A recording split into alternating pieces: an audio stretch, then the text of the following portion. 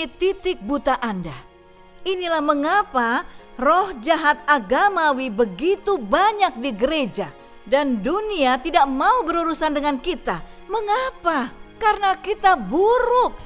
Karena kita tidak menarik.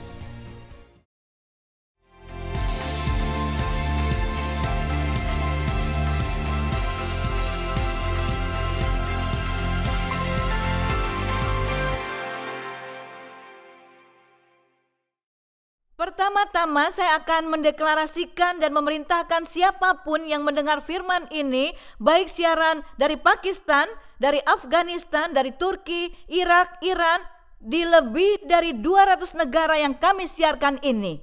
Saya berdoa dalam nama Yesus Kristus, setiap gereja di tempat itu, setiap roh keagamawian seutuhnya disiksa dan dilenyapkan dari bagian bumi yang menonton siaran ini dalam nama Yesus Kristus.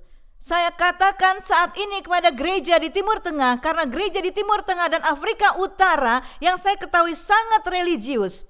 Saya berdoa di dalam nama Yesus Kristus, Allah melenyapkan setiap bagian terkecil agama roh jahat dari semua bangsa dan gereja di dalam nama Yesus Kristus. Karena roh jahat agamawi, saya tidak mengatakannya sebagai roh agamawi saja, karena Anda harus memahami betapa seriusnya ini. Dan roh jahat agamawi adalah roh yang membunuh, yang akan membunuh Anda secara fisik atau dari dalam, yaitu membunuh jiwa Anda.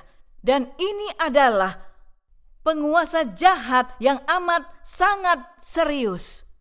Kebetulan saya menulis sebuah buku mengenai pelepasan dan akan segera terbit. Di buku itu saya tidak menyebutkan roh jahat agamawi. Saya menyebutkan Isabel, ular, dan seperti itu. Dan Allah berbicara kepada saya, katanya, "Hei, ini adalah roh antikristus." Jawab saya apa? Allah berkata, roh jahat agamawi adalah antikristus. Lanjutnya, Yahudi tidak menyalibkan putraku.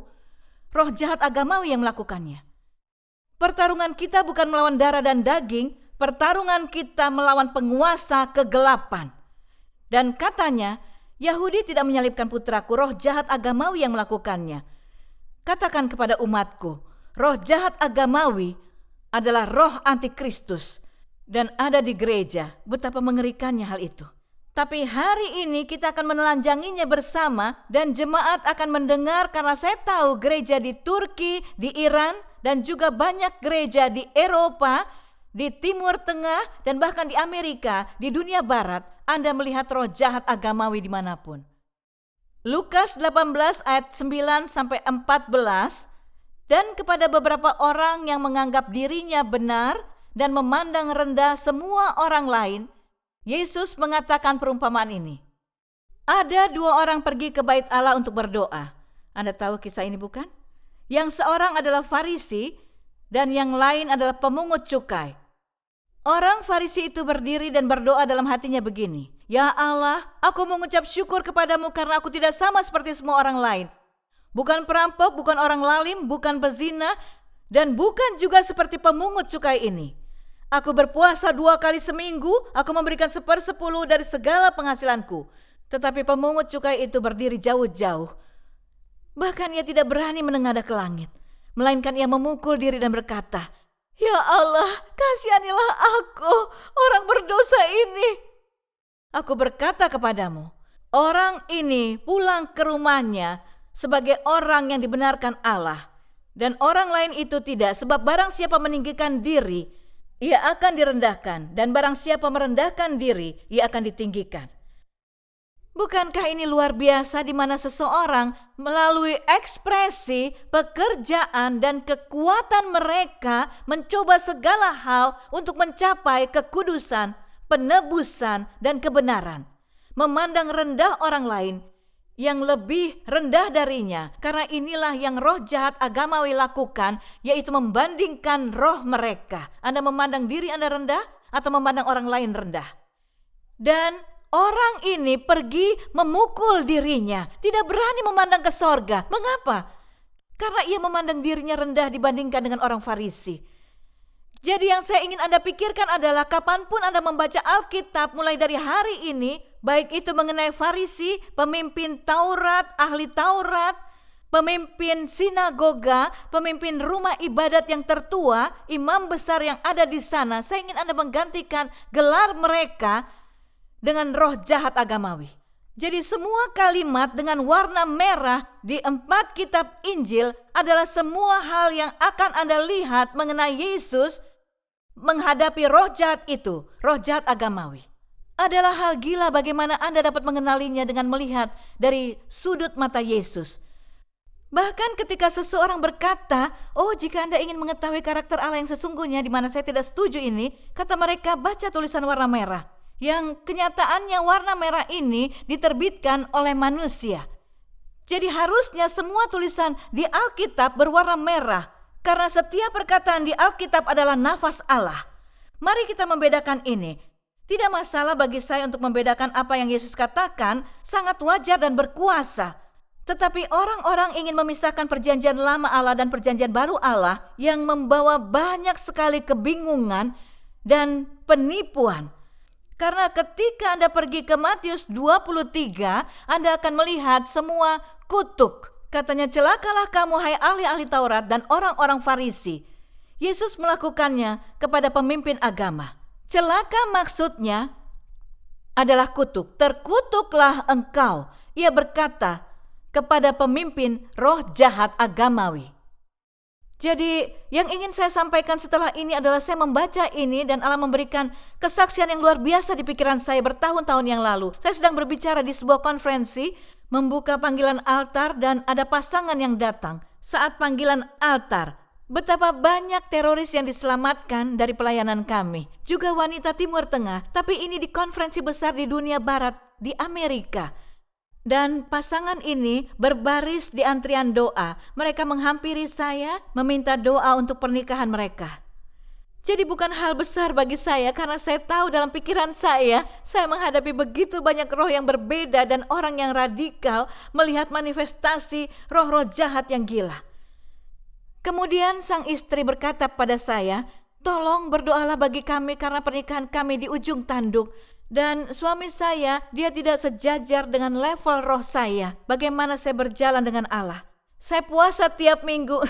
Saat itu saya melatih buah Roh Kudus, yaitu mengenai penguasaan diri untuk tidak marah padanya. Saya menahan diri. Katanya lagi, saya berpuasa dan pergi ke pertemuan doa sepanjang waktu. Saya ikut pembelajaran Alkitab dan menonton siaran TV Kristen sepanjang waktu. Saya telah melakukannya sepanjang hidup saya dan suami saya tidak pernah ikut dengan saya ke pertemuan, juga tidak pernah ikut ke pembelajaran Alkitab. Hanya hari Minggu saja ia pergi ke gereja bersama keluarga dan anak-anak kami. Ini yang ia lakukan dan saya percaya jika suami saya bertobat saat ini dari suam-suam kuku, suaminya ada di sana dengan istri yang mengatakan semua ini di depannya, maka pernikahan kami akan dipulihkan. Dan di dalam hati saya memanggil Roh Kudus pimpin aku karena aku tidak ingin bereaksi dengan kedaginganku. Tolong aku Roh Kudus. Saya bertanya pada suaminya, ada yang mau dikatakan? Bagaimana jadwal Anda? Semuanya baik? Ia jawab, ya saya kerja sepanjang minggu, istri saya tidak. Saya pulang dan istri saya selama akhir pekan melakukan kesibukannya. Ini yang dia katakan, istri saya melakukan kesibukannya, saya menjaga anak-anak. Membawa mereka ke taman, bermain dengan mereka, bermain baseball, dan lain-lainnya. Saya melakukan semua itu agar istri saya dapat pergi ke pembelajaran Alkitabnya.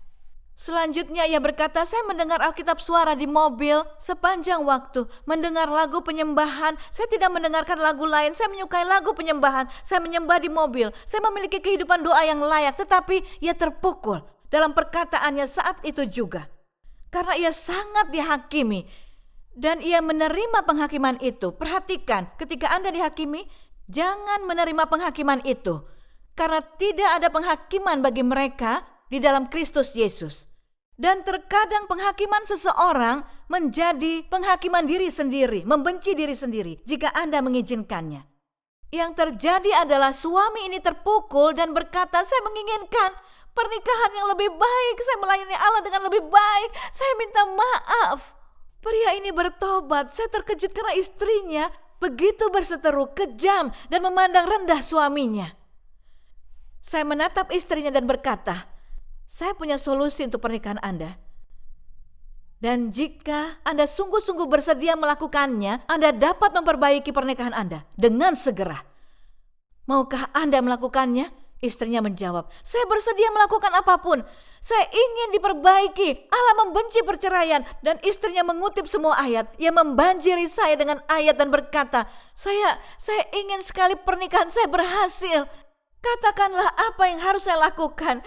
Dan mungkin ia berpikir saya akan menyuruh berdoa salam Maria 10 kali setiap hari. Atau seperti, tarik suami Anda kemari, demikianlah firman Tuhan. Pergi ke pembelajaran Alkitab, berhenti dari pekerjaan Anda, dan ikutlah bersama istri Anda. Tapi saya berkata, yang saya ingin Anda lakukan, saya berjanji ini akan berhasil. Saat ini, bertobatlah dan tinggalkanlah roh jahat agamawi. Dan saya akan mengusirnya jika Anda bersedia. Ini akan memperbaiki pernikahan Anda. Wanita ini melemparkan tangannya seperti ini dan melangkah pergi. Dan suaminya tersenyum dan berkata, terima kasih. Lalu ia pergi dan saya langsung melanjutkan mendoakan orang-orang, ada sekitar 100 orang. Dan saya hampir selesai mendoakan semua orang mungkin setelah 2 jam. Dan melihat pasangan ini di barisan belakang, ternyata mereka tidak pergi, mereka kembali. Dan wanita ini datang bertobat dan meninggalkan roh jahat agamawi karena ia tumbuh di rumah yang sangat ketat dengan segala peraturan. Dan dalam 1 bulan, mungkin hanya dalam 1 bulan, saya menerima telepon darinya, di mana pernikahannya berubah seutuhnya. Hal pertama, roh agamawi itu sangat mengganggu, tidak diurapi. Sangat mengganggu dan sangat menggaruk jiwa. Perasaan, inilah yang Anda rasakan. Anda pergi ke gereja dan memiliki ibadah yang hebat, dan Anda menikmati semuanya, tetapi kemudian bersentuhan dengan seseorang dan Anda tiba-tiba pergi dan berpikir, kenapa saya merasa seperti ini saat itu? Dan sepertinya Anda bersentuhan dengan seseorang dengan roh jahat agamawi yang serius dalam diri mereka. Roh itu adalah perampok sukacita, pencuri sukacita. Karena mereka yang bergerak dalam roh jahat agamawi tidak memiliki sukacita, juga tidak mengizinkan Anda memilikinya. Mereka tidak tahan. Beberapa orang yang tidak tahu kesaksian saya, ketika saya pergi ke tempat orang religius, mereka menghakimi. Mereka pikir saya manja, kekanak-kanakan. Mereka tidak tahu bahwa sampai berusia 40 tahun saya tidak pernah mengalami masa kanak-kanak, merasakan saat remaja dan kehidupan anak muda. Allah memberi saya masa kanak-kanak setelah umur 40. Jadi terkadang saya mengatakan hal yang bodoh, melakukan hal yang bodoh, dan kadang tertawa, dan Sheila mengetahuinya. Saat saya duduk di depan tempat ia duduk dan ia mengerjakan riasan wajah saya, kami akan seperti anak kecil karena ia juga seperti saya merias wajahnya. Benarkan begitu? Kami mulai menikmatinya, tetapi jika seseorang melihat kami, mereka akan berkata bodoh sekali. Lihat, siapa yang dapat berkata ini bukan roh agamawi, karena roh itu tidak dapat menerima jika seseorang berbahagia. Segala sesuatu harus dikontrol dengan keseriusan, dengan kritik, penghakiman, dan penghukuman. Inilah antikristus yang akan merampok Anda. Mungkin dia ada di rumah Anda, seseorang mungkin itu ibu Anda, ayah Anda, atau siapapun. Saya tegaskan, jika Anda sedikit depresi terhadap sedikit rasa sukacita, kembalilah dan periksalah dari mana roh jahat itu datang, karena roh itu adalah pencuri sukacita. Saya berkata kepada banyak orang, ada 3 prinsip besar yang saya lakukan saat pelepasan. Jika sejak semula saya lakukan 3 hal ini dan Anda juga bisa melakukannya sendiri, seutuhnya 100% pelepasan itu pasti akan berhasil. Hanya jika orang itu bersedia. Anda tidak dapat melakukan pelepasan pada seseorang yang menyukai roh jahat mereka. Dan percayalah, ada kelompok orang yang menyukai roh jahat. 3 hal besar ini adalah lepaskan semua kebohongan dan muslihat. Itu hal pertama. Karena ketidakpercayaan, contoh saya tidak dapat dilepaskan. Semua kebohongan iblis ini, aku diperkosa, ya itu terjadi. Tapi ini, untuk saat ini dan masa depan Anda, tidak, itu dulu, kebohongan dan muslihat. Hal yang kedua adalah ilmu sihir yang adalah palsu dan roh jahat. Yang ketiga adalah roh jahat agamawi. Jika Anda singkirkan 3 hal ini dari seseorang di mana Anda tidak tahu apapun mengenai mereka, saya berjanji saat pelepasan atau pengusiran atau doa yang Anda lakukan akan berhasil. Ini sangat serius. Ini adalah pemalsuan bagi agama yang seharusnya ada hubungan. Jadi itu adalah roh yang akrab. Roh agama adalah roh yang akrab. Dan itu adalah salah satu kekuatan tertinggi yang menghalangi benteng iblis dalam diri seseorang, kelompok, gereja, atau suatu bangsa. Ada agama nasional, satu negara dengan roh jahat agamawi di dunia. Dan banyak di antaranya di Timur Tengah dan India yang juga memiliki 150 juta penduduk dengan agama tertentu dan juga merupakan negara yang amat sangat religius. Dan roh jahat agamawi adalah salah satu dari penguasa mayoritas di India. Roh jahat agamawi ini adalah roh yang membentengi manusia dari hubungan dengan Kristus. Sangat ganas dan juga kejam. Mereka yang beroperasi dalam roh jahat agamawi biasanya adalah mereka yang hancur. Roh jahat legalisme jatuh pada kategori ini. Jadi jika Anda menangani roh jahat agamawi, Anda juga menghadapi legalisme. Karena legalisme adalah cabang pohon, di mana seseorang memiliki roh jahat agamawi, mereka legalistik. Mengapa? Karena legalisme selalu berfokus di sisi yang lain. Selalu, saya harus melakukan ini, jika kamu melakukan itu, kamu diselamatkan dan saya akan berhenti. Dan membagikan kepada Anda beberapa kesaksian. Salah satunya suami saya. Suami saya adalah mantan anggota geng yang diselamatkan karena keracunan makanan. Dan setelah diselamatkan, dulu dia memiliki anting-anting dan berjenggot. Ia mencukur jenggotnya, melepaskan antingnya, dan dia mengubah semua siaran kabel TV-nya dan hanya menonton siaran TV Kristen dalam satu malam. Ini adalah perbedaan antara siang dan malam di hidupnya.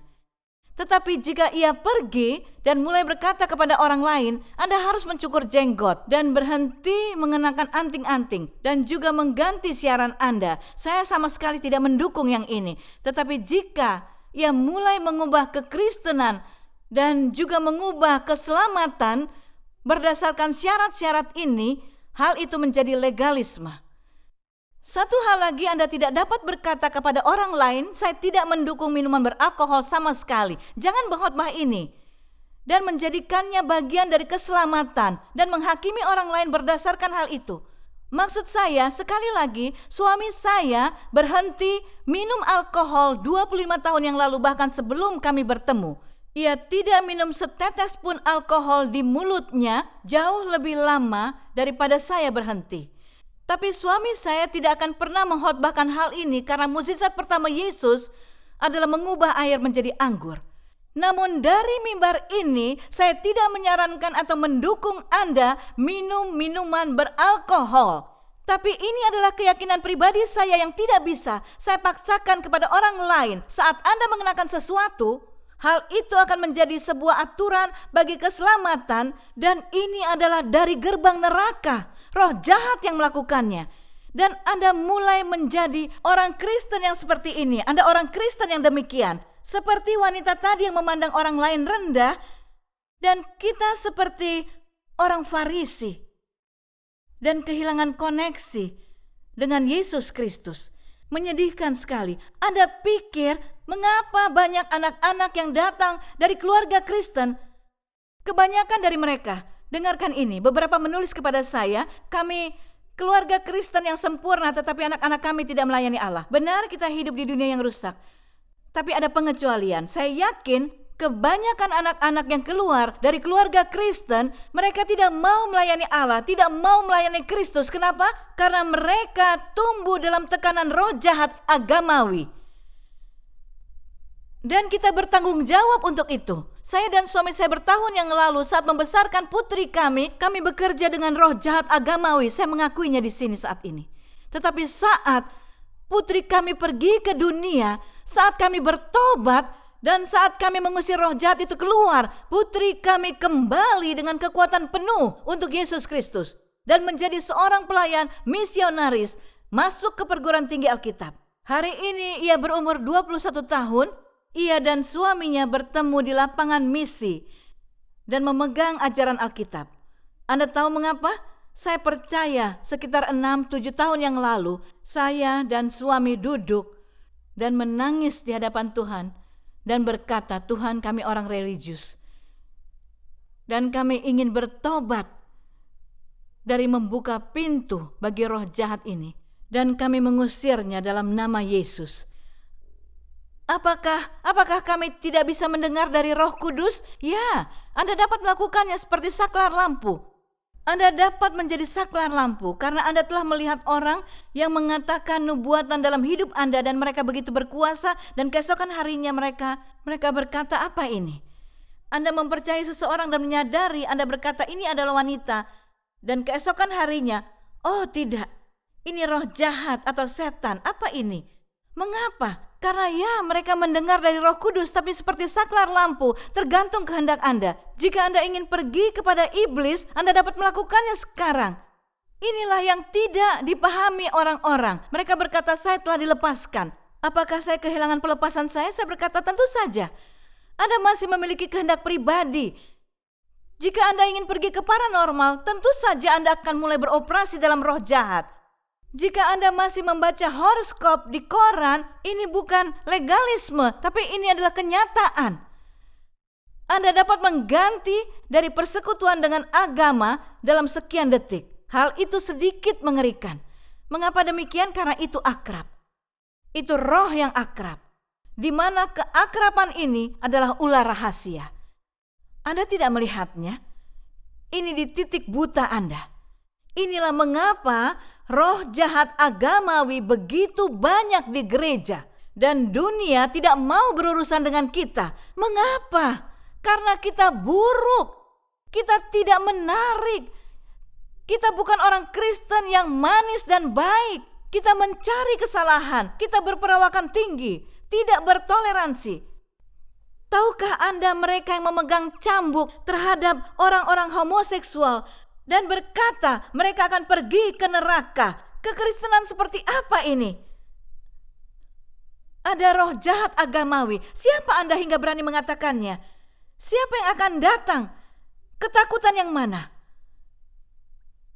Agama lain dapat melakukan slogan yang lebih baik daripada kita.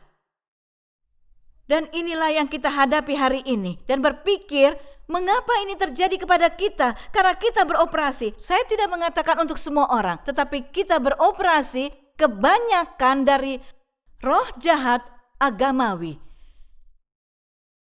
Di mana di suatu garis roh jahat agamawi datang dan mencoba mencuri semua yang Allah ingin tawarkan kepada kita. Ini sangat gila, di mana orang-orang mempercayai ini dan berkata, baiklah, baik, saya akan menjadi lebih menarik, menjadi lebih diam, melakukan dengan cara tertentu, berpakaian tertentu, atau berada dalam kotak ini, tidak boleh melewati batas. Jika saya melewatinya, saya akan menghakimi diri sendiri. Dan saya tidak merasa aman dalam diri ini. Kenapa? Karena saya tidak pernah melebihi batasan sejauh apa yang saya dapat pergi. Sebanyak apa saya dapat bersenang-senang dalam hidup, sebanyak apa saya menikmati hidup dan menikmati Allah. Jika Anda pernah diberitahu demikian, Allah ingin menikmati Anda dan Anda menikmatinya.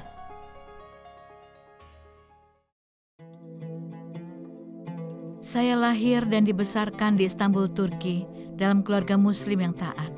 Kami memiliki semua yang dapat Anda bayangkan, kecuali kedamaian, kegembiraan, dan cinta. Dan saya beralih lebih dalam ke Islam.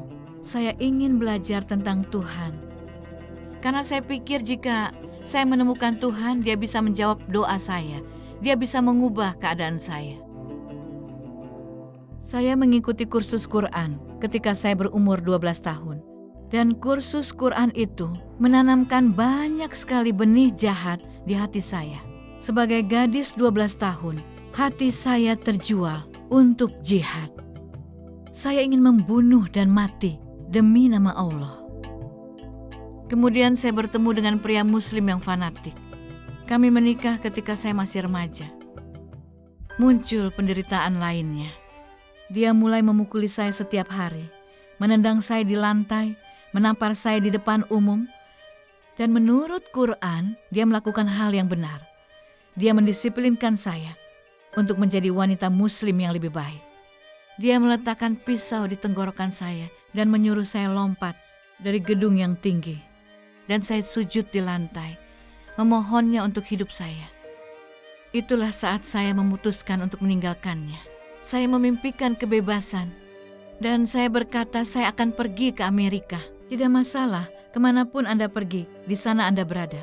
Jadi saya datang ke Amerika, ke negara bebas sebagai tahanan. Dan segera setelah itu saya memiliki hubungan lain dengan seorang pengedar narkoba. Dan itu menyebabkan siksaan lain di dalam hidup saya.